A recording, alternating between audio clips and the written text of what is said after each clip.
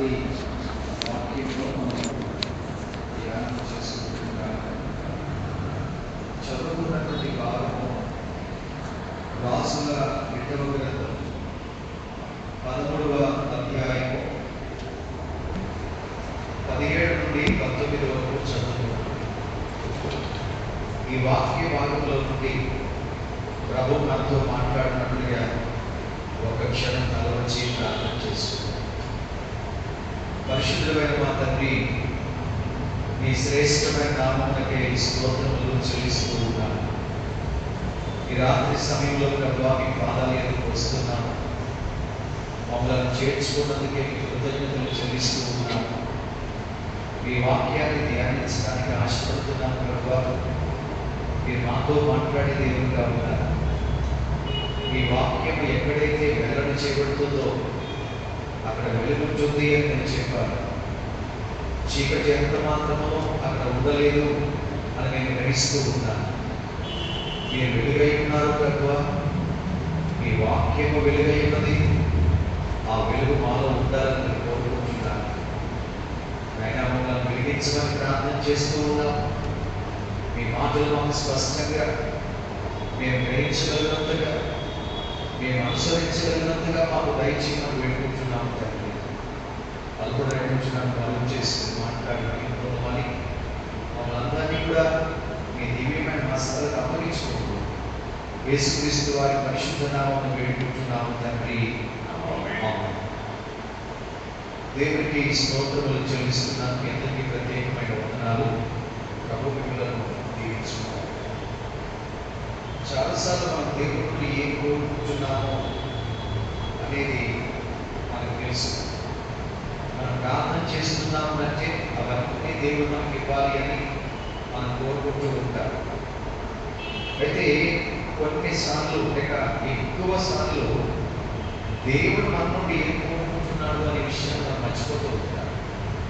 ఎంతసేపు మనమే అడుగుతామో దేవుడు కూడా అడుగుతాడు అనే విషయాన్ని మనం అసలు గ్రహించలేకపోతూ ఉంటాం. దేవుడు అడిగితే ఎలాంటి వాటిని అడుగుతాడు, మనం అడిగితే ఎలాంటి వాటిని అడుగుతాము. ఈ రెండింటికి మధ్య వ్యత్యాసం మనం తెలుసుకుంటే మనం అడగడం మానేస్తాము, దేవుడిని అడగమని చెప్తాము. మనకు ఆ వ్యత్యాసం తెలియదు కనుక మనమే అడగడానికి ప్రయత్నం చేస్తూ ఉంటాం. దేవుడి యొక్క మనకు ఒక స్వాస్థ్యం ఉంది, అది మనందరికీ తెలుసు. దేవుడు వాగ్దానం చేశాడు, నేను మీకు స్వాస్థ్యం ఇస్తాను అని చెప్పేశాడు. ఆ వాగ్దానాన్ని పట్టుకుని అబ్రహాం బయలుదేరాడు, ఇస్సాకు బయలుదేరాడు, యాకోబు బయలుదేరాడు, ఇశ్రాయేలు 12 మంది గోత్రాలు కూడా బయలుదేరాడు. దేవుడు తాను చెప్పినట్లుగానే వారికి కనాను దేశాన్ని స్వాస్థ్యంగా ఇచ్చాడు. అయితే కొత్త నిబంధనలో మనకు కూడా దేవుడు వాగ్దానం చేశాడు. అది యోహాను సువార్త 17వ అధ్యాయంలో చదివితే నావన్నీ నీవే అని ప్రభు మాట్లాడారు. నావన్నీ నీవే అంటే దేవుడు మనకి ఇస్తాను అని చెప్పింది ఒక దేశాన్ని కాదు, ఒక ప్రాంతాన్ని కాదు, లేక కొన్ని ఆశీర్వాదాలు కాదు. కానీ ప్రభు అంటారు నావన్నీ నీవే, నావన్నీ నీవే. మన దాన్ని పట్టుకునే ఒక పాట పడుతూ ఉంటాం, నావన్నీ అంగీకరించిన దేవా అని చెప్పారు. కానీ అది వాస్తవం కాదని మనకు తెలుసు. అయితే దేవుడు చెప్పిన మాట చాలా వాస్తవం అండి. నావన్నీ నీవే అని చెప్పినప్పుడు దేవుని యొక్క మనము ఏం అడగాలి ఆలోచన చేసుకోవాలి.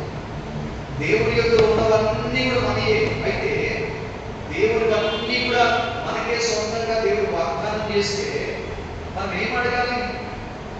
ఏం అడిగితే బాగుంటుంది, ఏం అడిగితే మనకు ఆశీర్వాదకరంగా ఉంటుంది. కానీ మనం అడిగేవన్నీ కూడా చాలా అల్పమైన వాటిని, చాలా స్వల్పమైన వాటిని, చాలా తక్కువ వాటిని మనం అడుగుతూ ఉంటాం. ఒక ఆయన దేవుడు ప్రార్థన చేస్తూ ఏమన్నాడంటే, ప్రభువా నన్ను పరిశుద్ధపరచండి, నన్ను పవిత్రపరచండి, హిస్సోపుతో నన్ను కడగండి, హిమము కంటే తెల్లగా నన్ను మార్చండి. ఆయన దావీదు గోత్రం మనకు తెలుసు. ఆయన అడిగింది ఏంటంటే, ప్రభువా నాకు పరిశుద్ధత కావాలి, నాకు పవిత్రమైన జీవితం కావాలి, నన్ను కడగండి. బాగానే ఉంది, నన్ను పరిశుద్ధపరచండి, బాగానే ఉంది. నన్ను తెల్లగా మార్చండి, బాగానే ఉంది. కానీ హిమము కంటే తెల్లగా మార్చండి. హిమము కంటే తెల్లగా ఇంకా ఈ సృష్టిలో ఏముంటుంది అంటే ఆయన ఉద్దేశం, దేవా మీలో ఉన్న పరిశుద్ధత నాకు ఇవ్వండి. నాకు ఎంత పరిశుద్ధత కావాలి అంటే మీలో ఉన్న పరిశుద్ధత నాకు కావాలి. దేవుడు చెప్తున్నాడు, నావన్నీ నీవే. మనం ఎప్పుడు కూడా ఆయనలో ఉన్న పరిశుద్ధత నాకు కావాలి అని మనం అడగం. ఆయనలో ఉన్న ప్రేమ నాకు కావాలి అని మనం అడగం. ఆయనలో ఉన్న యథార్థత నాకు కావాలి అని మనం అడగం. ఆయనలో ఉన్నటువంటి నీతి మనకు కావాలి అని మనం అడగం. ఆయనలో ఉన్నటువంటి త్యాగం నాకు కావాలి అని మనం అడగం. ఎందుకంటే నావన్నీ అని ప్రభు చెప్తున్నప్పుడు అవి తప్ప మీలో అన్ని అడుగుతూ ఉంటాం. కానీ బైబిల్ శ్రమిస్తుంది, దేవుడు చెప్పిన మాట నావన్నీ నీవే అంటే ఎంత పరిశుద్ధత మనం అడగొచ్చు అని అంటే ఒక్కనాటి పరిశుద్ధత కాదు, కానీ యేసయ్యలో ఉన్న సంపూర్ణమైన పరిశుద్ధత మనం అడగొచ్చు. అందుకనే దావీదు అంటాడు, హిమము కంటే తెల్లగా మనం మార్చింది. హిమము కంటే తెల్లగా. అప్పుడేం చెప్తుంటారు, మన ప్రార్థనలు మారితే బాగుంటుంది. మనం ఆలోచించే ఆలోచన, మనం అడిగే విధానం మారితే ఈ కడవ దినాల్లో చాలా బాగుంటుంది అని గ్రహిస్తూ ఉన్నాను. అయితే దేవుడు మన నుండి ఏమడుగుతాడు? దేవుడి యొక్క అతి శ్రేష్టమైనవి ఉన్నాయి, మనకు బాగా తెలుసు. మరి మన దగ్గర దేవుడు అడగడానికి మన దగ్గర ఏమున్నాయండి? ఏమైనా ఇది మంచిది అని చెప్పుకోవడానికి ఏమైనా ఉందా? ఇది యోగ్యమైనది అని చెప్పుకోవడానికి ఏమైనా ఉందా? ఇదిగో ప్రభు నాలో ఈ నీతి ఉంది అని మనం చెప్పగలమా? మన నీతి మురిగిగుండ అని బైబిల్ చెప్తుంది కదా. నీతి ఏ మురిగిగుండ అయిపోతే ఇక మనలో ఇక ఏముందని మీకు చూపించడానికి ప్రభు నువ్వేదేవాడు నా జీవితంలో నీకు శ్రేష్టంగా ఇస్తాను అని చెప్పడానికి ఆస్కారం లేదు కదా. కానీ దేవుడు అడుగుతున్నాడు.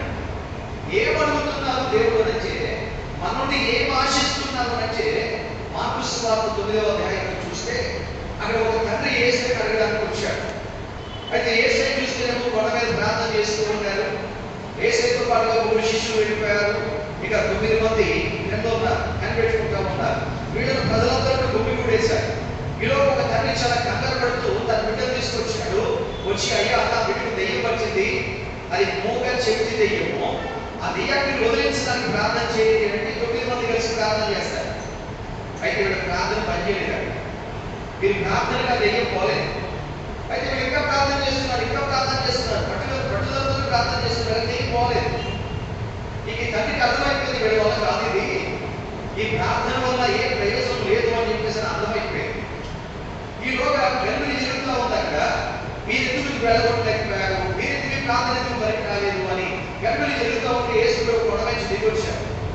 ఏంటి సంగతి అని అడిగితే ఏ శిష్యులు చెప్పారు, ప్రభువా దెయ్యం పట్టిన వాడు తీసుకొచ్చారు, మేము ప్రార్థన చేస్తున్నాము, అయితే దెయ్యం పోవట్లేదు అని చెప్తే ప్రభు వచ్చి కోపడతారు. కాబట్టి నేను నాతో ఉన్నారు కదా, ఏం నేర్చుకుంటున్నారు అని చెప్పేసి.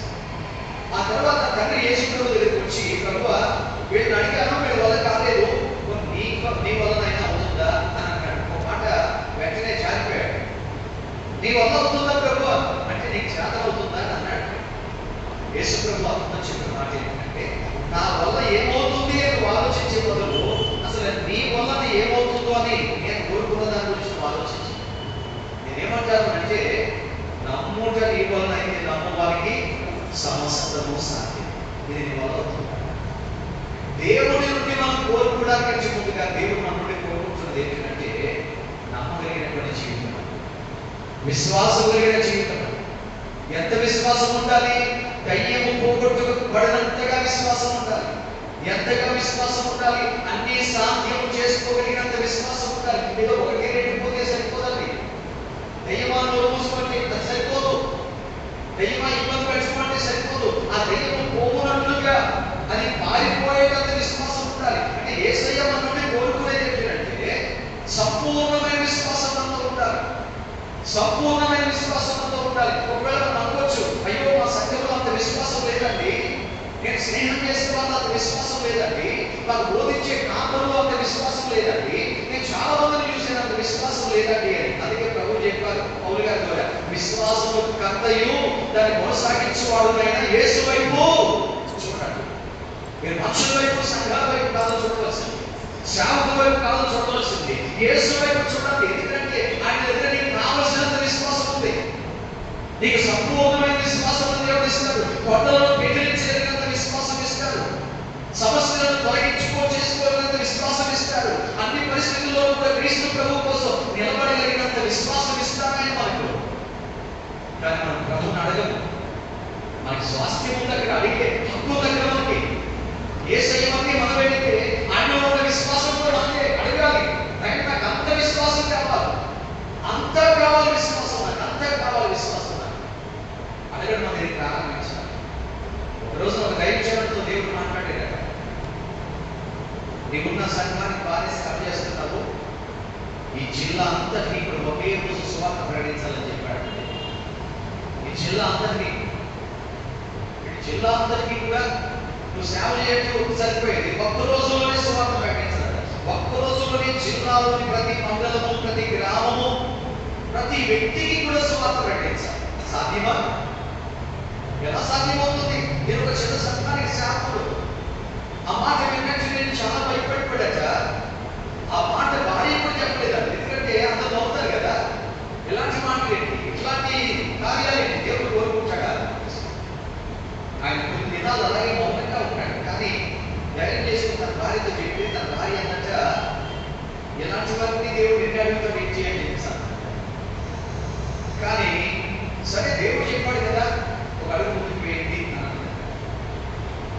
తర్వాత ఆ సంఘ పెద్దలకు మీటింగ్ ఏర్పాటు చేసి ఆ పెద్దలతో చెప్పాడట, దేవుడు నాతో మాట్లాడుతున్నారు, ఈ జిల్లా అందరికీ కూడా మనం సువార్త ప్రకటించాలి, ఒక్క రోజులను ప్రకటించాలని దేవుడు చెప్తున్నాడు. అంటే కూర్చున్న పెద్దలందరూ బయట అన్నారట, ఇలాంటి వాళ్ళు మాకు పెట్టొద్దు, మా దగ్గర డబ్బు లేదు, మా వల్ల కాదు, మేము చేయలేము అని పాస్టర్ గారు విడిచిపెట్టి మరి వాళ్ళు విడిచిపెట్టి వెళ్ళిపోయినట్టుగా పాస్టర్ గారు విడిచిపెట్టి వెళ్ళలేదు కదా. ఎందుకంటే చెప్పిందేమో దేవుడు.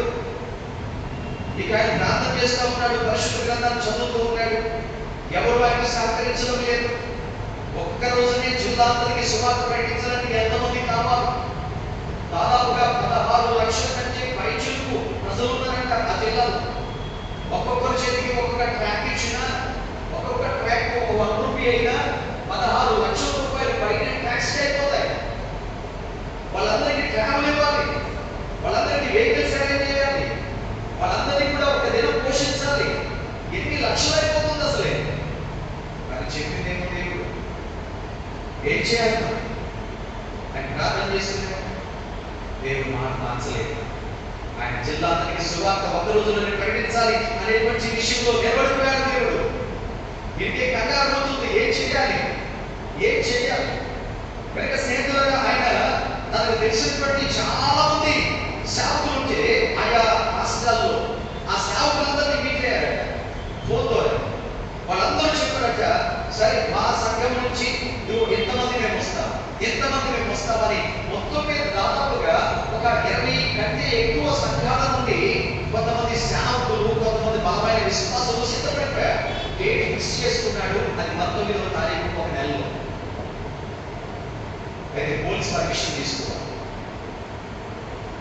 వాళ్ళు ఎప్పుడు సువార్త ప్రకటించినా ఆ స్థానిక పోలీస్ స్టేషన్కి వెళ్ళి వాళ్ళు పర్మిషన్ తీసుకుంటారు. ఇది అలవాటు.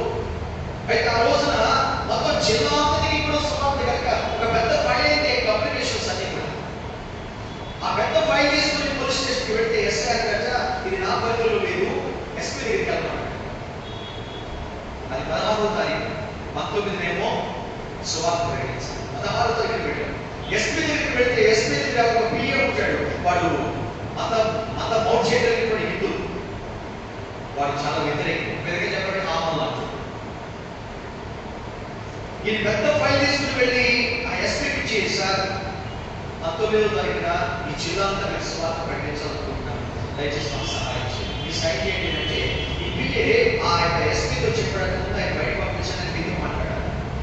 ఈ పాస్టర్ గారు బయటకు పంపిస్తే ఎస్పీ మాట్లాడుతున్నాడు, సార్ వాళ్ళు మత మార్పిడి చేసేస్తున్నారు, చాలా చెడ్డ పేరు చేస్తుంది, మీకు సస్పెండ్ ఆర్డర్ కూడా చేస్తుంది, కనుక ఈ జోలికి మాత్రం మీరు పోవద్దు, అతనికి ఏ మాత్రం సైన్ చేయొద్దు, వీళ్ళు మతాన్ని మార్చేస్తున్నారు, చాలా మందిని మార్చేస్తారు అని చెప్పేసి ఎక్కడ లేదు మాట్లాడి ముందుకు వచ్చేస్తే మళ్ళీ పాస్టర్ గారు పిలిచాడట, నేను సంతకం పెట్టలేదు అని చెప్పాడు.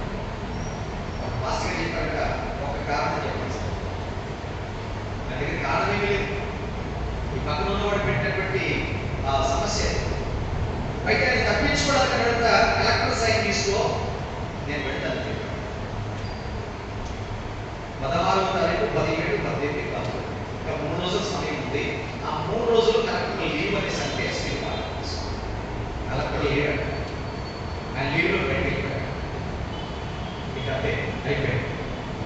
దేవుని దగ్గరికి వచ్చి ఏం చెప్పాలి? ప్రభువా మీరు చెప్పమన్నారా? ఆ కార్యం కొరకు నేను ప్రయత్నం చేశాను, కానీ ప్రయత్నం ఫలించలేదు అని దేవుని దగ్గర చెప్పారు. దేవుని దగ్గర అందరూ స్వాస్థ్యం ఉంది కదా, వాడు విశ్వాసం బలంగా కావలసినంత విశ్వాసం మనకి ఇస్తాను. నేను ఎంత కావాలంత విశ్వాసాన్ని ఇస్తాను, కొండను కూడా పెగిలించి విశ్వాసం నేను ఇస్తాను. దేవుడు అలా స్టాండ్ అయిపోయాడు. అత్యంత కార్యం చేశాడు. వాళ్ళందరూ ట్రైన్స్ లో బయలుదేరాడు. కరపత్రాలన్నీ ఎలాగోలాగా దేవుడు ప్రభువాన్ని సిద్ధం చేసుకున్నాడు. ఇంకా సైన్ సంఘం అంతా చిన్న పిల్లలు మొదలుకొని పెద్దోళ్ళ వరకు కూడా గోలు పెట్టి ఏడుస్తూ ప్రార్థన చేస్తారు. ఇంట్లో ఒక యమన కుమారుడు చనిపోతే ఎంత ఏడుస్తారో అలా ఏడ్చి ఏడ్చి ఏడ్చి ఏడ్చి ప్రార్థన చేస్తున్నారంట. ఆ ప్రార్థనలో ఆ ఏడుపులు ఒక 4-5 వీధులు, ఆ తర్వాత ఒక ఆర్పోరేట్ అలా పెడుతున్నారు వినపడి. ఇదేంటి సంఘంలోంచి ఇలాంటి ఏడుపులు పెడములు వస్తున్నాయి, ఎవరైనా చనిపోయారేమని చెప్పేసి త్వరగా ఆ సంఘం దగ్గరికి వచ్చి పాస్టర్ గారికి వచ్చి, సార్ ఎవరైనా చనిపోయారండి, ఇంత మొదలుపెట్టేస్తున్నారు, ఇంత ఏడ్ చేస్తున్నారు అంటే పాస్టర్ గారు చెప్పారు కదా సార్ ఇది పరిస్థితి. కార్పొరేటర్ ఒక 5 నిమిషాలు ఆగండి బయటకు ఫోన్ చేశాడు. ఫోన్ చేసి బయటకు మళ్ళీ లోపలికి వచ్చాడు. మీరు వచ్చేది ఒక 20 నిమిషాలు కలెక్టర్ బంగ్లాకి రండి అని చెప్పాడు. కలెక్టర్ బంగ్లాకి రండి. పాస్టర్ గారు అన్నాడు, సార్ కలెక్టర్ గారు 3 రోజులు లీవ్ అండి, 20వ తారీఖు గారు రారు అంటే ఆ కార్పొరేటర్ అన్నారంట, సార్ మీరు నాతో మాట్లాడడానికి ఇప్పటికే 5 నిమిషాలు వేస్ట్ చేశారు. కలెక్టర్ ఆయన వెంటనే ఆ రాత్రి అప్పటికప్పుడు స్కూటర్ వేసుకుని కలెక్టర్ బాబులకు వెళితే ఈ బిఏ ఎవరైతే ఉన్నాడో ఆ బిఏ ఎస్పీ దగ్గర ఉన్నాడు. ఈ కలెక్టర్ గారి దగ్గరికి వెళ్ళేసరికి ఆ కలెక్టర్ గారు ఏం చేశారు అంటే, ఈ కార్పొరేటర్ ఏం చెప్పాడో తెలియదు, వెంటనే ఆ ఫైల్లో ఉన్నటువంటి ప్రతి అప్లికేషన్ మీద త్వరగా సంతకాలు పెట్టేసి కలెక్టర్ వెళ్ళారు. ఇప్పుడు ఎస్పీ దగ్గరికి కావాలి, అలా స్పీడ్గా ఎస్పీ దగ్గరికి వచ్చాడు. ఎస్పీ దగ్గరికి వచ్చేసరికి అక్కడ జరిగిన ఒక ఆశ్చర్యకరమైన కారణం ఏంటంటే, ఈ బిఏ ఎవరైతే ఉన్నారో వాడుగా సంతకం అనేది జరగదు, అసాధ్యంగా పెట్టడానికి అవసరం లేదు. కానీ నేను వస్తువుని ప్రార్థన చేస్తున్నాడు, ప్రభువా ఒకటి అయిపోయింది, ఇక రెండోది ప్రభువా మీరే నాకు సహాయం చేయాలి, రేపటినే సువార్త మీరే సహాయం చేయాలి. అద్భుతమైన తెలుసండి, నేను కలెక్టర్ బాబు ఇక ఎస్పీ ఆఫీస్కి రాకముందే ఆ బిఏకి అకస్మాత్తుగా అడ్మిట్ వచ్చి వెళ్ళిపోయాడు. తీసుకెళ్ళి హాస్పిటల్ అడ్మిట్ చేశాను. బిఏ లేదు, ఎస్పీ మాత్రం డైరెక్ట్గా ఎస్పీ దగ్గరికి వెళ్ళాడు, చూపించాడు, సైన్ చేశాడు. ఎస్పీ కూడా వెంటనే సైన్ చేశాడు. ఆ రాత్రి 10 గంటలకు ఆయన అప్లికేషన్స్ తీసుకుని ఇంటికి వచ్చాడు. ఆ ఉదయం 5 గంటలకి అందరూ కూడా జిల్లా అంతా వ్యాపించారు. సువార్త ఒక్క రోజులోనే దాదాపు 16 లక్షల కంటే ఎక్కువ మందికి ప్రకటన అందించారు. దేవుడు కోరుకుంటుంది ఏంటంటే, నమ్మటం వల్ల అయితే నమ్మవానికి దేవుడు చేయలేని కార్యాలు ఏమున్నాయి, దేవుడికి అసాధ్యమైన కార్యాలు ఏమున్నాయి. దేవుడు మనల్ని అడిగే పట్ల మనం తెలుసుకోవాలి. దేవుడు నాకు ఇది చేయండి, ఇది చేయండి, అది చేయండి దానికంటే కూడా దేవుడు ఏం కోరుకున్నాడు మన నుండి, సంఘం నుండి, విశ్వాసం నుండి ఏం కోరుకుంటాడు. అవి కనిపిస్తే అసాధ్యంగా ద్వారాలు మూయబడినట్లుగా, ఇక సాధ్యం కానట్లుగా ఉంటాయి. కానీ దేవుడు అడుగుతున్నాడు, అడగండి, స్వాస్థ్యం ఉంది కదా నీకు. అధికారం పోతే స్వాస్థ్యం ఉంది, విశ్వాసం పోతే స్వాస్థ్యం ఉంది, పరిశుద్ధతను సంపూర్ణంగా పోతే స్వాస్థ్యం ఉంది, దైవ రాజ్యాన్ని కోరుకునే స్వాస్థ్యం ఉంది నీకు. మీరు అడగట్లేదు, మీరు ఇంకా భూసంబంధమైన వాటిని అడుగుతా ఉంటారు. వాక్య దగ్గరికి వచ్చేస్తే కనుక ఒక రాజు ఉన్నాడు, ఆయన పేరు యెహోయాషు. దైవజనుడైనటువంటి ప్రవక్త ఎలీషా చనిపోయే దినాలు ఉన్నాయి. ఆ రాజు ప్రవక్తను చూడడానికి వెళ్ళాడు. ప్రవక్త స్థితిని చూసి ఏడుస్తాడు, అయ్యో దైవజనుడా, ఇశ్రాయేలీయులకు నీవు రథమును రౌతులు నీవే, మా అందరు నీవేనయ్యా, మా ఆధారం మీరేనయ్యా. మీ ప్రార్థనలే, మీ ఆలోచనలే, మీ ప్రవచనాలే ఈ దేశాన్ని ఎంతో మూలంగా ఉన్నాయి, ఎంతో ఆధారంగా ఉన్నాయి, ఎంతో దీవెనకరంగా ఉన్నాయి అని ఆ ప్రవక్త చూసి, ఆయన స్థితిని చూసి ఏడుస్తాడు. అప్పుడు ప్రవక్త ఏమి చెప్తాడంటే, బాణాలు తీసుకో, విల్లు తీసుకో, ఒకవైపు విడిచిపెట్టు అన్నాడు. విడిచిపెట్టిన తర్వాత చెప్తారు, ఆ బాణం ఏంటో తెలుసా, యెహోవా రక్షణ బాణము, యెహోవా రక్షణ బాణము. ఇప్పుడు కొన్ని బాణాన్ని చేతిలో తీసుకో, భూమి మీద కూర్చు, భూమి మీద కూర్చు. దేవుడు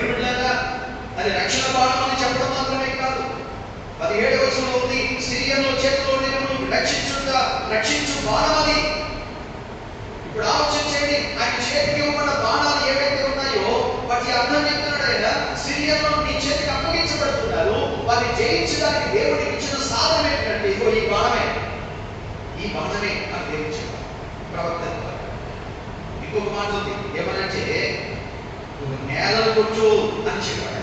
నేలను కొట్టు. ఇప్పుడు సిరియన్లు కొట్టడానికి బాణం అయితే సిరియన్లు ఎక్కడ ఉన్నారట? నేల మీద ఉన్నారట. అంటే నీ కాళ్ళ దగ్గర ఉన్నారు, నీ చేతిలో ఉన్నారు. శత్రువులు దేవుడు నీ చేతికి అప్పగిస్తే నువ్వేం చేస్తావు? ఏం చేస్తావు? అప్పుడప్పుడు పామును సడన్ గా మనం చూస్తాము, దాన్ని చూసి మనం భయపడతాం, మనం చూసి అది ఇంకా భయపడుతుంది. మొత్తమే ధైర్యం తీసుకుని దాన్ని కొట్టేస్తాము. దాన్ని కొట్టేస్తాం. కొట్టిన తర్వాత ఏమవుతుందంటే ముందు తల మీద కొడతాం.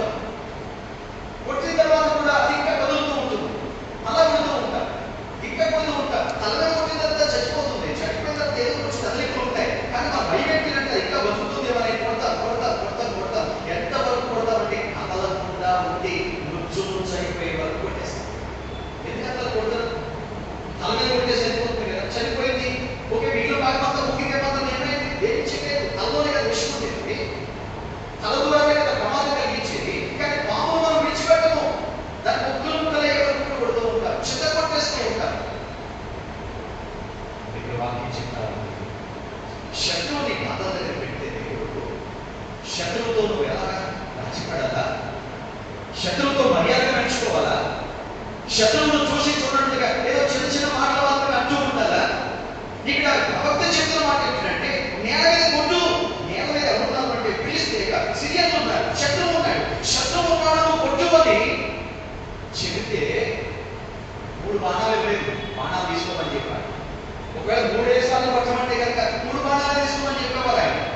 కానీ కొట్టమని బాణాలు తీసుకోమని చెప్పారు. ఇప్పుడు రాజు ఏం చేయాలి అంటే శత్రువుని ఎంత కనిని తీర అంటే తనకున్న పగంతా తీర్చుకొని రీతిగా కొట్టాలి. కానీ ఆయన 3 సార్లు కొట్టాడు. చాలాసార్లు ఏమైపోతుంది అంటే పోరాడే విషయంలో ఇది చాలేదు, ఇది చాలేదు. 3 సార్లు సరిపోతుంది. ప్రార్థన అనేది ఒక పోరాటమేనండి, విశ్వాసం అనేది ఒక పోరాటమేనండి, ఆత్మీయత అనేది ఒక పోరాటమేనండి. ఈ పోరాటంలో మనం అనుకుంటా ఈ రోజు ఒక అధ్యాయం చదివితే చాలు, ఈ రోజు ఒక పావు గంట అర్ధగంట ప్రార్థన చేసుకుంటే చాలు, ఈ రోజు కాస్త దైవ తలంపులతో మన హృదయాన్ని కొన్ని ఆలోచనలతో నింపుకుంటే చాలు, మన భక్తిని కొనసాగించడానికి వారానికి ఒక ఆదివారం సరిపోతుంది. శుక్రవారం అక్కర్లేదేమో, లేక మిగిలిన ప్రార్థన అక్కర్లేదేమో, వ్యక్తిగత ప్రార్థన అక్కర్లేదేమో. అంటే మనం ఏమో అనుకుంటున్నామంటే చాలు అనుకుంటున్నాం, కానీ దేవుడు అని అనుకోవట్లేదు.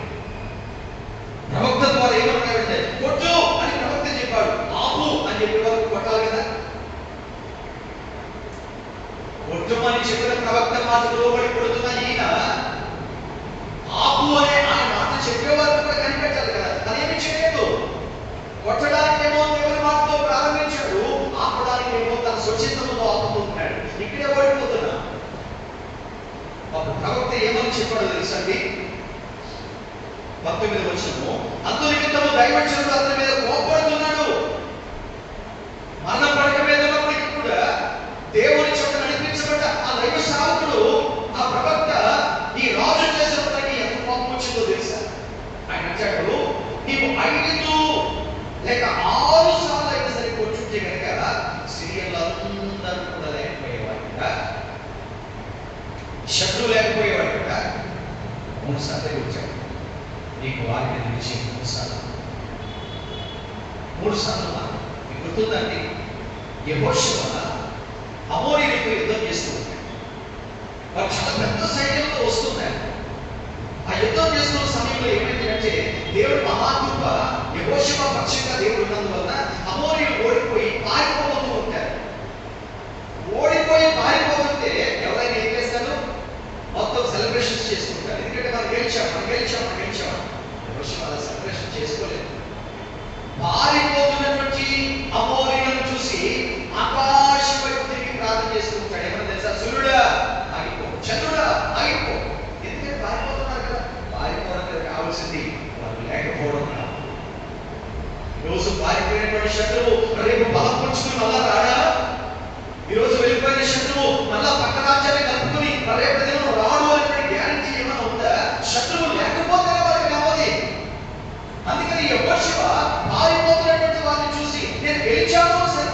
కానీ ఆకాశం వైపు చూసి సూర్యునికి ఆజ్ఞాపిస్తున్నాడు, చంద్రునికి ఆజ్ఞాపిస్తున్నాడు.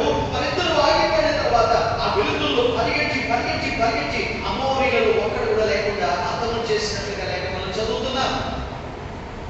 దేవుడు మనకు కోరుకునేదని పోరాడేవారు కాదు, దేవుడి కొరకు యుద్ధం చేసేవారు కాదు, శత్రువును సమూలంగా ఓడించేవారు కాదు. బైబిల్లో చూస్తాం, మన కల్వరి శిలువలో యేసుక్రీస్తు ప్రభు చేసిన కార్యాల గురించి అపోస్తలుడైన పౌలు గారు చెప్తూ ఉంటారు. మరణమా నీ ముళ్ళు ఎక్కడ, సమాధి నీ విషయం ఎక్కడ? ఆయన మరణపు ముళ్ళును విరిచేశాడు. సాతాను తల చిత్తగా కొట్టి ఉన్నాడు. అంటే యేసుక్రీస్తు ప్రభు అంతా చేసి ప్రభు అంటాడు సమాప్తమైపోయాడు, ముగించేశాడు. శత్రువు లేడు, శత్రువు బలం లేనే లేదు. దేవుడు మనం ఎలా ఉండాలని కోరుకుంటున్నాడు అంటే జీవించే విశ్వాసాన్ని కలిగి ఉండాలని, నిలబడే పరిశుద్ధతను కలిగి ఉండాలని, ప్రభు రాకడలో ఎత్తబడేటువంటి నిరీక్షణ సంపూర్ణంగా కలిగి ఉండాలని దేవుని యొక్క ఆశ. 10 మంది కన్యకులు పెళ్లి కుమార్ని ఎదుర్కోవడానికి వెళితే 5 కన్యకులు, లేకపోతే ఇంకా ఎలా చెప్తాను నేను, సిద్ధపాటు లేనటువంటి కన్యకులు విడిచిపెట్టబడ్డారు. వారి దీపాలు మొదటి నుంచి వెలుగుతాయి, వెలుగుతూ వచ్చాయి. ఎప్పటి వరకు వెలుగుతూ వచ్చే? పెళ్లి కుమారుడు రానంత వరకు బాగానే వెలిగాయి. మరి పెళ్లి కుమారుడు వచ్చిన తర్వాత కదా అసలు పని ఎదుర్కోవడం అనేది అప్పుడే కదా ప్రారంభమవుతుంది. వారు ఏమనుకుంటూ వచ్చారు అంటే భక్తి కొంచెం చాలు, మరి రోజుకి వెళ్ళకూడదు, కొద్ది కొద్దిగా భక్తి చేస్తే సరిపోతుంది, మరి వైరాగ్యంతో బ్రతకూడదు. నా పిల్లలు చేస్తామో లేదు అంటే అసలు ఏదైనా ప్రారంభించమంటే చివరి వరకు వెళ్ళాలంటే వాక్యం ఉంటుంది, అంతవరకు సహించిన వారు మాత్రమే రక్షించబడతారు. భక్తి ఎంతవరకు నిలబడాలంటే అంతవరకు కూడా, ప్రభువు రాకడ వరకు కూడా, ప్రభువు వచ్చి మనల్ని పిలిచి ఇక్కడికి ఎక్కిరాము అని మాట్లాడే వరకు కూడా మన భక్తి నుంచి ఉండాలి. యాకోబు పత్రికలో ప్రభు ఇలా చెప్పారని, భక్తుల ద్వారా మీరు అపవాదిని ఎదిరించండి. అపవాదిని ఎదిరించండి. ఎలాగా? చిన్న మాట, యేసు నామములోనే నేను గద్దిస్తున్నాను. ఒక చిన్న మాట అంటే సరిపోతుందా? అపవాదిని ఎదిరించడానికి వాక్యంలో ఉంది. అప్పుడు వారు మీ యందు నుంచి, అంటే ఎలా ఎదిరించాలి? వాడు పారిపోయే వరకు ఎదిరించాలి. వాడు పారిపోయే వరకు ఎదిరించాలి. పారిపోయే వరకు ఎదిరించాలి. అంటే మనం ఎదిరించడానికి ఒక మాట చెప్పితే సరిపోదు. వాడు నీ ఎదిరింపును చూసి, నీ పోరాటాన్ని చూసి, నీ ధైర్యాన్ని చూసి, నీ ఆత్మశక్తిని చూసి వాడు పారిపోవాలక్కడి నుంచి, వాడు లేకపోవాలక్కడి నుంచి అంతవరకు ఎదిరించాలి. అంత శక్తి దేవుడు మనకి ఇచ్చాడు.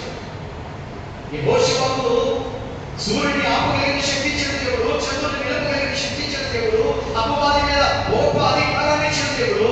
మనకి దేవుడు ఖచ్చితంగా ఇస్తాడు. స్వాస్థ్యం ఉంది అక్కడ, మనకు అడగాలి. ప్రభు మీరేం కోరుకుంటున్నారు? మీరు కోరుకున్న దాన్ని చేయడానికి నాకు కావలసిన సమస్తం మీలోనే ఉంది, మీరు అడుగుతాను. కనుక ఎలీషా ప్రవక్త చాలా బాధపడ్డాడు. యెహోయాషు చూసి, అయ్యా 5 గాని 6 గాని సార్లు కొట్టుంటే సిరియన్లు సమస్య లేకపోయాడు, సిరియన్లు సమస్య లేకపోయాడు. కానీ నిర్లక్ష్యం చాలు అని అనుకోవడం వలన శత్రువు మళ్ళా బలం తెచ్చుకుంటాడు. 3 సార్లు నువ్వు గెలుస్తావు, 4వ సారి గెలుస్తావు. కనుక దేవుడు బిడ్డలే చివరి ప్రభు ఏం కోరుకున్నాడు తెలుసా? నేను జయించి నా తండ్రితో కూడా సింహాసనం కూర్చున్నట్లుగా జయించు వారిని నాతో కూడా నా సింహాసనం మీద కూర్చొనిస్తాను. ప్రకటన 3:20. ప్రభు చెప్పారు, మీరు జయిస్తే కదా నాలాగా నా సింహాసనం మీద కూర్చుంటారు. జయించిన వారే ప్రభుతో ఉంటారు, కానీ పిలుపుడు మాత్రం కాదు, పారిపోయేవాడు మాత్రం కాదు, విజయం లేనివాడు మాత్రం కానీ కాదు, జయించేవాడు